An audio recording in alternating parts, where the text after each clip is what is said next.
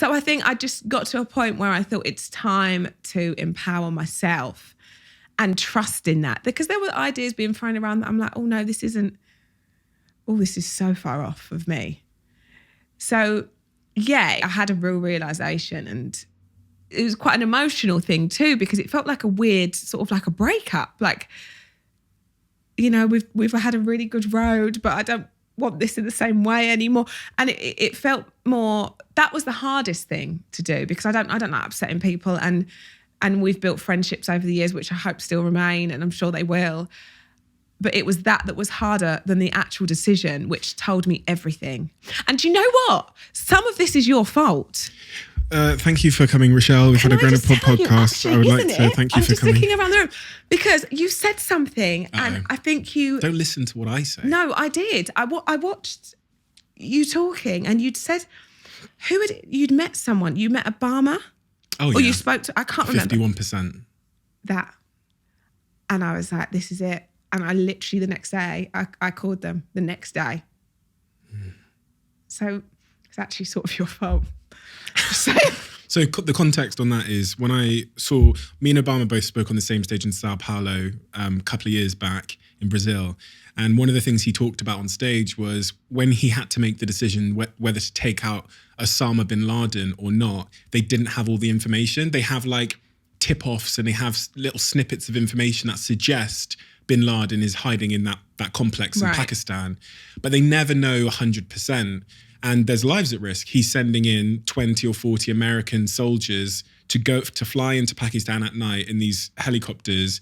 And if they get caught, if they get shot down, then he's going to have to, sit with that for the rest of his life. Oof. But he says when you're the president of the United States and you have these huge decisions to make, you're never going to get to 100% certainty. So what he did, which I really do believe in, is once you get to like 51% certainty on your decision, then make it and be at peace that you did the best with the information you had. Mm-hmm. Because so many people, and this is kind of what he didn't say, but what I took from it is what ends up happening is the procrastination of the decision ends up costing you more in the long term than actually just making the decision and finding out if you're right or wrong. Because like it's the same in business. If I'm thinking about something, but I'm not entirely sure, but I suspect it's the right thing, I should just go ahead and make the decision and then find out, hopefully in the next couple of months, whether I was right. If I was wrong, I can actually just reverse the decision again. But a lot of people spend like years remunerating over these like relationship decisions or work decisions or professional decisions. They cost themselves 10 years, which does more damage than the decision itself at 51% would have done. Exactly that. So, and I honestly, it was like I listened to that at the best time. Then the next day I did it.